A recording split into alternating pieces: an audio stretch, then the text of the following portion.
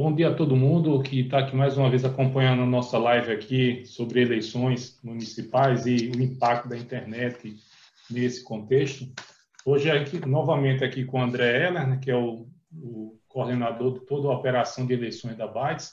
E hoje temos como convidado aqui o Luiz Polador, que é um dos analistas que está acompanhando algum conjunto de cidades. A gente queria compartilhar com vocês aqui algumas descobertas que a gente vem acumulando ao longo dessa semana, né? Desses dias, faltando 10 dias para as eleições, né? A gente quer ajudar aqui a vocês a entender um pouco mais. O que é que a gente está vendo de maneira geral? A gente está vendo de maneira geral o seguinte: a única eleição municipal que ganhou caráter nacional é a eleição de São Paulo. Então, nenhuma outra conseguiu essa dimensão ainda, porque envolvem personagens nacionais como o governador João Dória, o deputado Celso Russomano, o Guilherme Boulos, que é o candidato do PSOL. Então, e aí envolve também toda a máquina bolsonarista aqui em São Paulo, né, atuando em alguma direção. Também a gente está olhando aqui, vendo muito, né, e aí André e o Luiz estão muito próximos disso, um fenômeno interessante que é, no interior do Rio de Janeiro, vários bolsonaristas buscando, de alguma forma, se colar ao presidente Bolsonaro, né? Editando vídeos antigos, editando imagens antigas e sem nenhum muito sucesso, né? Fazendo isso. Então, e também outro detalhe importante aqui é que em São Paulo o bolsonarismo ele está mais preocupado em desidratar antigos aliados, como a deputada Joyce Hasselmann, do que efetivamente atacar alguém de maneira mais frontal. No caso aqui seria o Guilherme Boulos. Mas o que eu queria conversar hoje com vocês e com o Lu e com o André é que algo que está muito claro nessa eleição. O PT está perdendo também a hegemonia no campo da esquerda do ponto de vista do uso de internet como instrumento de comunicação. O que está acontecendo aqui em São Paulo com o Bozo, o que está acontecendo em Porto Alegre com Manuela Dávila, mostra isso. André tem uma observação que eu acho bem interessante, que, do ponto de vista no embate com os bolsonaristas em 18, o PT já tinha perdido essa batalha. Mas na esquerda ele ainda tinha uma certa hegemonia. Agora, não é, André? Não é isso que a gente está vendo por aí? Eu acho que é isso. Eu não queria fazer nenhuma grande previsão sobre o fim do PT ou qualquer coisa do tipo. Acho que o PT ainda é um partido com muita capilaridade, muito voto e tal. Só que o que a gente vê nas redes é que a gente tinha essa memória, né? Esse entendimento de que o PT ele dominava o discurso de esquerda nas redes. Quer dizer, ele tinha os principais influenciadores, os influenciadores repercutiam muito as teses do partido, eles se preocupavam muito com as pautas do partido. Isso aconteceu durante muito tempo, antes ainda das redes sociais pegarem tanto no Brasil. Isso já aconteceu com os blogs petistas.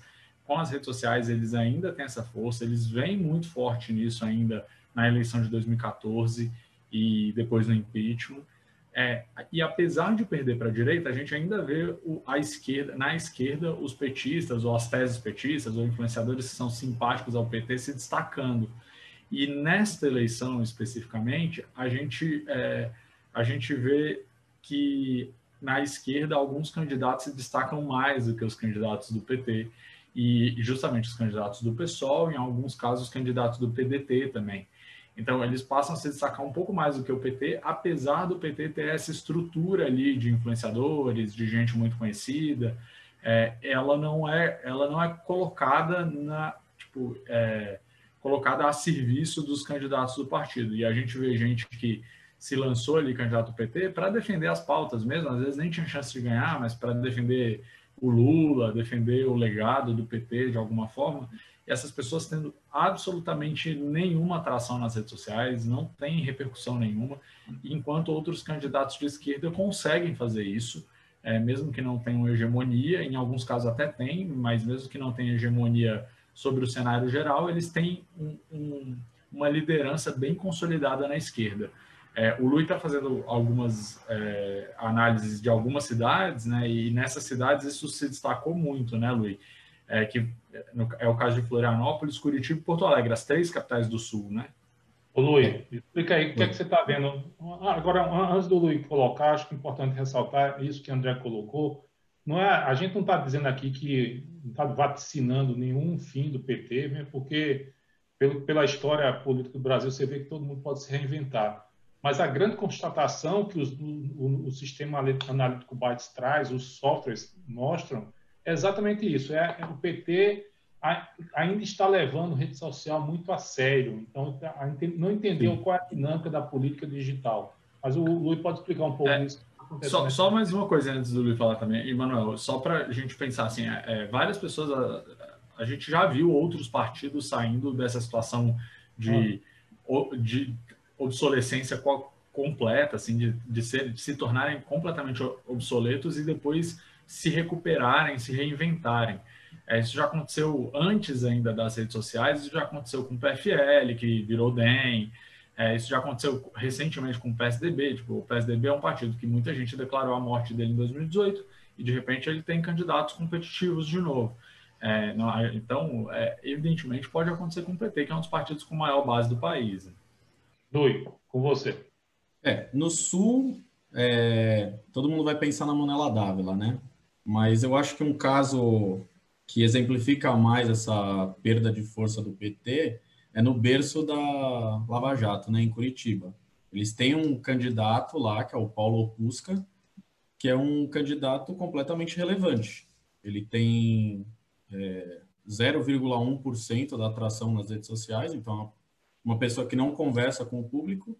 Então você vê surgir um candidato do PDT, um candidato chancelado pelo Ciro, para tentar chegar a um segundo turno contra o atual prefeito Rafael Greca, do DEM. Nessa disputa também tem o Fernando Francischini, né? Que ele é um ex-bolsonarista, enfim, é um cara que tem muitos seguidores, mas não consegue ter tração também. Então, é um dos sinais de como que ali parece que a esquerda está tentando voltar para o jogo político, mas parece que não vai conseguir nessa eleição. Você está acompanhando muito de perto tudo o que está acontecendo nessas cidades, né? Porque a nossa equipe está distribuída em 80 cidades. Mas você está acompanhando muito de perto, e o mais interessante, que é importante ressaltar, é que a gente está vendo tudo isso da operação de São Paulo, né? A gente não tem gente na cidade olhando, a gente está olhando pela internet. Você que também é um cara milênio, né? O que é que diferencia a linguagem usada por esses candidatos que entenderam a lógica da internet da lógica que o PT insiste em manter? Olha, eu acho que não tem tanta variedade assim, tanta diferença. Eu acho que tem muito mais a ver com o poder do candidato nas redes sociais. Vou dar um exemplo, a Manuela Dávila. A Manuela Dávila, ela movimenta as redes sociais porque ela tem um grande número de seguidores e ela não precisa necessariamente falar sobre política para engajar esse público. Então, ela pode falar sobre o que ela quiser, que ela vai ter mais engajamento do que todos os outros candidatos juntos. Muito mais, entendeu? Ela tem aproximadamente 80% da atração entre todos os candidatos a prefeito nos últimos 3 meses. A única candidata que chega perto não, né? Bem distante ainda, mas que se desgarra dos demais é a Fernanda Melchiona, que também é de um partido que tenta se opor, tenta superar, digamos assim, o PT, que é o PSOL. Então, tipo, eu acho que tá mais nesse tipo de coisa. A pessoa que já consegue movimentar suas redes sozinha. O prefeito de Florianópolis também é assim. Ele é um cara que foi bem no enfrentamento da pandemia, é um cara que foi considerado o 3º melhor prefeito com maior aprovação do Brasil. Então, ele é um cara que também consegue 70% de tração e ele posta a foto abraçando um cachorro e é a foto com o maior engajamento da semana, sabe? Então, não necessariamente precisa falar sobre política. Mas isso que você está falando é importantíssimo, porque pelo que a gente está vendo nos nossos levantamentos, quem fica só falando de política, porque eu vou resolver o problema da cidade, eu vou resolver o buraco não sei aonde, vou resolver, isso não cansa. Mas quem tenta criar uma conexão, o envolvimento ali com o eleitor, tem mais sucesso. Então, eu concordo com isso, mas eu acho que para a pessoa ter sucesso nessa abordagem, ela precisa ter uma quantidade razoável de seguidores. Ela pode até tentar isso, mas se ela tiver 5.000 seguidores, o cara só vai achar ele um desocupado, digamos assim. Então, eu acho que, no caso da Manuela Dávila, ela é o grande exemplo disso, entendeu? Que é a pessoa que tem... Ela tem, eu acho que 10 vezes mais seguidores do que o segundo maior, que, se eu não me engano, é o Nelson Marquesan Júnior, que é o atual prefeito. Mas ela é responsável por 80% da atração e ele é responsável por 2,4%. Então não tem não se compara, entendeu? Ela é a rainha de Porto Alegre, digamos assim. Quando você fala em 80% da atração, é que de tudo que acontece dentro das redes sociais dos candidatos, curtidas, comentários, compartilhamentos, ela consegue atrair 80% dessa atenção. Na verdade, nada Exatamente. por atenção, que obviamente necessariamente isso não é a intenção de voto, né? Que é importante deixar isso claro. Mas ela tem essa capacidade. E essa é uma grande observação, porque se a gente pegar as pesquisas dela, a última, ela atingiu o maior número de intenção, o maior porcentagem de intenção desde o começo da eleição, que são 27% dos votos. É pouco comparado com o tanto de tração, né? 80% para 27%, mas lá você tem uma cidade, um estado, na verdade, mais conservador, né? Com muita tradição, que nunca elegeu uma mulher. Então, diversas dessas coisas tem de ser levado em conta na hora do voto, né? Ao analisar. O André pode falar melhor até. E a gente bom, a gente sempre gosta de explicar um pouco que tipo não vai ter uma proporcionalidade mesmo entre o que acontece nas redes e o que está fora. Não vai ser o número, não vai indicar exatamente o que está acontecendo, mas as ondas são muito importantes, porque as ondas das redes vazam para o mundo real, né? Vazam para fora das redes. Então assim, por mais que você fale assim, mas é só 80%, ela tem 80% e lá na intenção de voto ela não tem nem 30%. O problema é que, o negócio é que com esses 80%, ela acaba chegando em mais gente para poder aumentar aquela base de eleitores de fato dela. E a Manuela, a gente já viu ela crescendo nessa eleição mesmo. Nessa eleição ela já cresceu. E a gente viu isso acontecer entre outros candidatos que vão bem também. Entre os candidatos que vão mal, pode ser que algum se destaque e cresça por outros meios. Só que entre os candidatos que vão muito bem, é muito comum a gente vendo isso vazar para fora das redes e virar voto de algum jeito. Isso aconteceu com o Boulos, que já cresceu nas pesquisas. Isso já está acontecendo com o Goura, que é o candidato do PDT lá em Curitiba, Goura Nataraj, que também era absolutamente ninguém no início da campanha e de repente ele cresce. Ele ainda vai estar muito longe do Greca. O Greca é um que não precisa estar bem nas redes para isso, porque ele tem outros motivos que fazem as pessoas votarem nele, mas o Goura cresceu. A gente vai vendo isso se repetir em vários outros lugares, né? Então, até nos candidatos nanicos, vamos dizer assim, nos pequenos, a gente vê isso acontecer. Então, aqui em São Paulo, por exemplo, tem o Arthur Duval. Já teve uma pesquisa hoje, a pesquisa da XP e PESP, que mostrou o Arthur Duval com 4% e crescendo. Você olha e fala assim, pô, mas ele está muito maior nas redes. Mas, poxa, o Arthur Duval é um candidato super novo, que era total outsider até 2 anos atrás, quando ele se tornou deputado estadual. E aí é alguém que está se descolando de políticos muito tradicionais e com voto e com estrutura partidária, só com redes sociais. Então, esses crescimentos na rede acabam virando crescimento fora, mesmo que nem todo mundo que vá bem fora seja por causa das redes.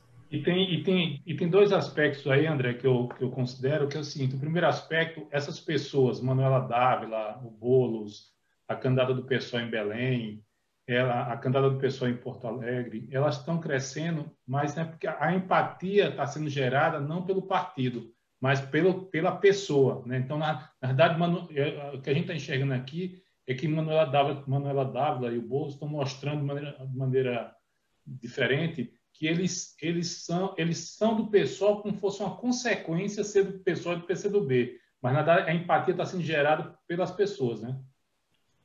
Eu acho que sim, e a gente vê assim, por mais que tenha assim uma identidade partidária, eles colocam essa identidade e tal, mas assim, onde eles se destacam mais, eles mostram que não é só por ser PSOL, né? Tipo, é porque aquele candidato do PSOL é um candidato em quem eu confio, sabe? Tipo, tem essa ideia, passa essa imagem, é um candidato que realmente escuta o que a gente está falando. Então, a gente tem um caso interessante, por exemplo, você citou o caso de Belém, que é o Edmilson Rodrigues, que é do PSOL.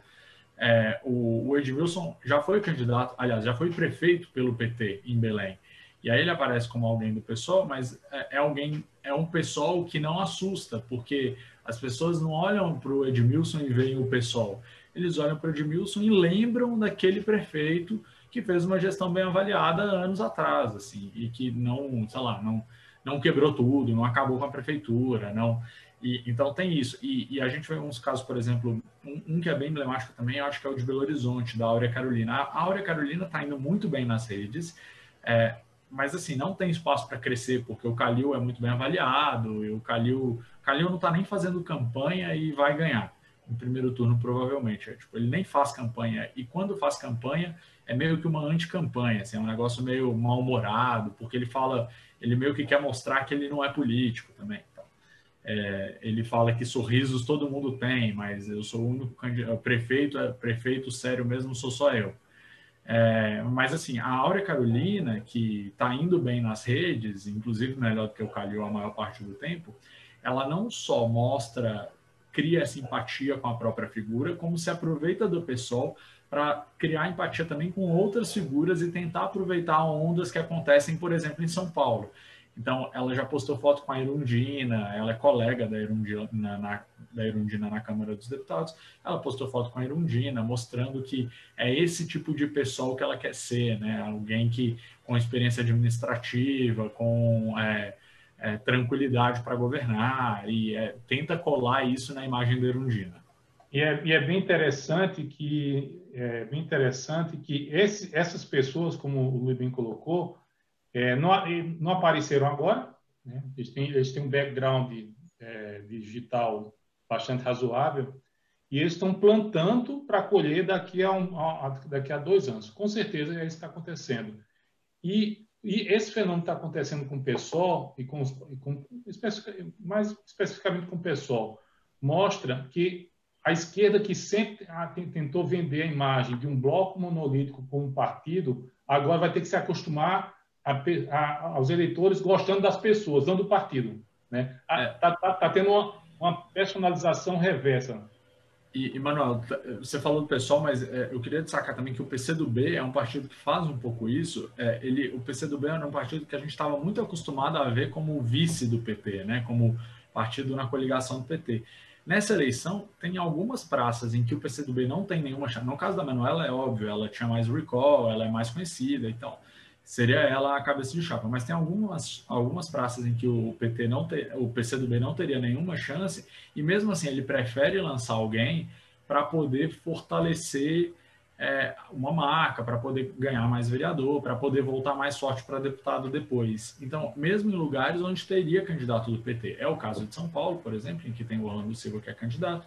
É o caso de Salvador, em que o PT tem candidato apoiado pelo governador, que é bem avaliado pelo governador Rui Costa, é a candidata, né, a Major Denise Santiago. E mesmo assim o pessoal lança uma candidata, que é a Olívia Santana, que vai nas redes, inclusive batendo ali com a Major Denise. Então, assim, a candidata do PCdoB consegue criar uma imagem própria, consegue se apresentar como alternativa. Por mais que a gente não acredite que o PCdoB vai ganhar em muitos lugares, talvez tenha uma chance em Porto Alegre, mas é muito difícil em outros lugares, mas ele se fortalece para quando esses candidatos voltarem como deputado federal, por exemplo, daqui a 2 anos, eles terem uma bancada um pouco mais relevante. O PCdoB é um partido que quase acabou por causa da cláusula de barreira, e aí, de repente, eles voltam a ter uma chance de passar com mais folga a cláusula de barreira. E a gente vê realmente esse fortalecimento aí de outros partidos. Ô, Luiz, e nas cidades que você acompanha, quais são as suas previsões aí? Só queria dar um complemento à visão do André quanto aos partidos de esquerda. Eu tenho a impressão que o PSOL, por exemplo, vou dar um exemplo de Florianópolis, que tem o candidato professor Elson, né? Elson Pereira. Ele foi terceiro colocado em 2016 e o segundo turno foi o Jean contra a Angela Amin, que é esposa do Espiridião Amin e tal, um cara, e ela também já tinha sido prefeita de Florianópolis. Ele hoje aparece como segundo colocado nas pesquisas, mesmo a Angela Amin tendo gasto muito dinheiro para impulsionar conteúdo nas redes sociais. Então, a impressão que eu tenho é, mesmo ele gastando menos do que uma política conhecida, de renome na cidade, o discurso dele nas redes sociais parece que tem maior aceitação dos internautas dele.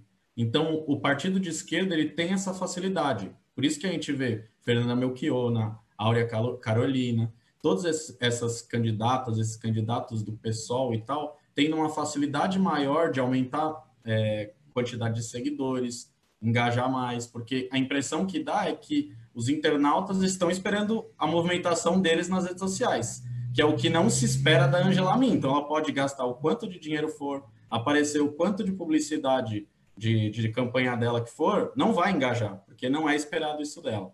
Quer dizer, a questão não é dinheiro, a questão não é dinheiro, né? A questão é saber encapsular a mensagem.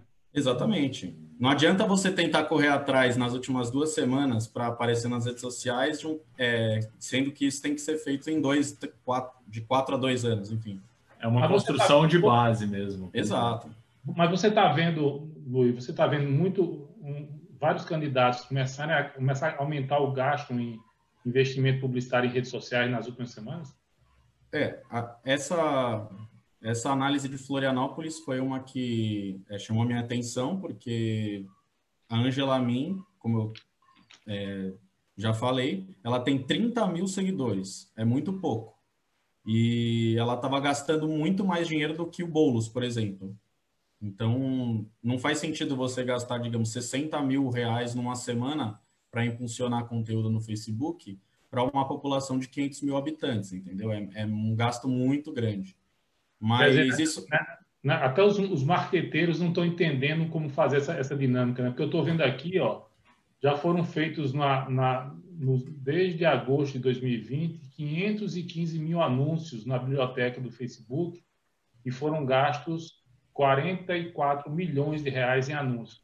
O fato de você gastar não significa, se você não tem a mensagem para levar, gastar é só gastar. Exatamente. Mas eu acho que o pessoal vai realmente crescendo agora, né? Tipo, a gente viu isso em Florianópolis e está vendo isso em algumas capitais do Nordeste. Como que nessa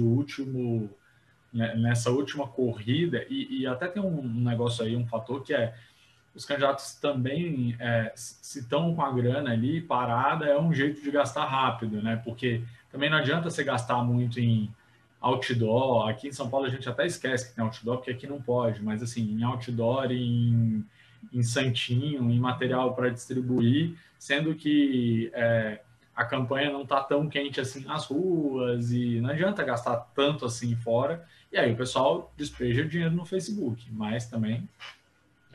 Mas, Luiz, quais são as tuas previsões aí? O que é que você enxerga? Obviamente, a gente não faz pesquisa, a gente só faz indicação de tendência. O que é que você enxerga aí? Bom, eu acho que meu palpite, a que está mais encaminhada para definição em primeiro turno é Florianópolis. Saiu uma pesquisa Ibope essa semana que apontou o Jean Loureiro como vencedor em primeiro turno, com 58%. Ele deu um salto, o outro Ibope que teve foi no começo do mês. Então, em um mês, ele ganhou 14 pontos percentuais. Mas isso mexeu na rede dele? Não, ele não é um cara que, como eu falei, ele é um cara que posta foto abraçando um cachorro, entendeu? Ele não é um cara que precisa movimentar. E diferente da Angela Amin, que estava... Eu imagino que ela percebeu que deve ter chegado alguma informação para ela de que o Jean tinha disparado, não dava mais para segurar, e ela se desesperou e correu para as redes sociais para gastar dinheiro, entendeu? E não teve retorno. Tanto que ela foi ultrapassada na pesquisa pelo professor Elson, entendeu?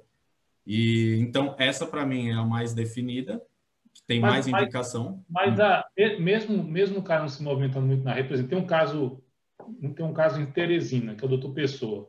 O Dr. Pessoa fala pouco na rede, se movimenta muito pouco na rede. O Calil do BH também é parecido. Mas as pessoas vão nos perfis dele e compartilham, e olham e vêm. Então, mesmo o cara estando parado, fazendo fotinho de cachorro, o prefeito entendeu o seguinte: ó, não vou ficar aqui falando de coisas que aparentemente as pessoas estão cansadas de ouvir, eu vou mostrar meu cachorrinho aqui e vou gerar empatia. Porque a rede é exatamente gerar empatia, né? Então, ele até publica sobre a sua gestão, mas não tem tanto apelo quanto essas coisas que vão para o campo pessoal, entendeu? Saindo de Florianópolis, Curitiba, há uma possibilidade do Greca ganhar em primeiro turno, mas na última pesquisa, o Fernando Francischini e o Goura subiram juntos, eles tinham por volta de 5%, subiram para 8%, mas ainda depende da maioria dos votos para o Greca. Se não ganhar em primeiro turno, deve ganhar no segundo turno. É outro que vai para a reeleição. Em Porto Alegre, Manuela Dávila está garantida no segundo turno já, e resta saber contra quem que ela vai, que está muito embolado.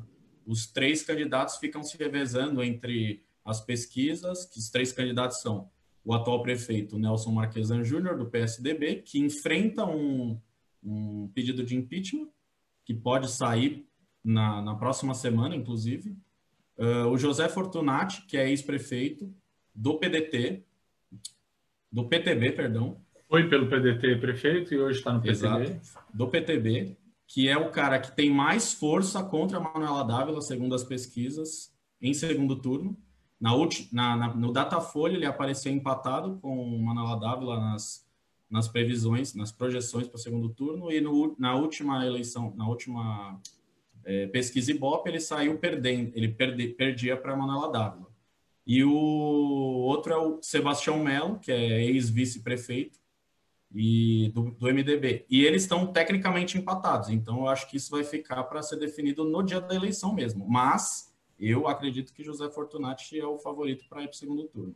Deixa eu te falar uma coisa. A gente falou aqui que a esquerda descobriu uma forma mais inteligente de utilizar a internet, não apenas como um santinho, mas como um gerador de empatias.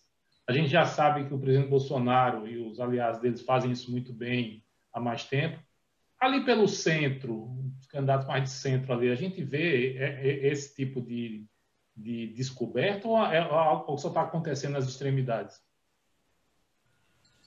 Eu acho, pelo que eu tenho visto, assim, tem alguns prefeitos que já faziam isso um pouco bem, atuais prefeitos, inclusive, o Jean Loureiro, por exemplo, é um que às vezes posta foto com cachorro e tal. A gente tem casos, por exemplo, a prefeita atual, prefeita de Boa Vista, que não é candidata, porque já fez 2 mandatos, que é a Tereza Surita, que é uma que é meio influencer no Facebook e no Instagram, posta frases motivacionais todo dia e tal. Tem algumas pessoas que fazem isso, mas é um negócio muito isolado, muito pouco sistemático, e o que a gente mais vê no centro,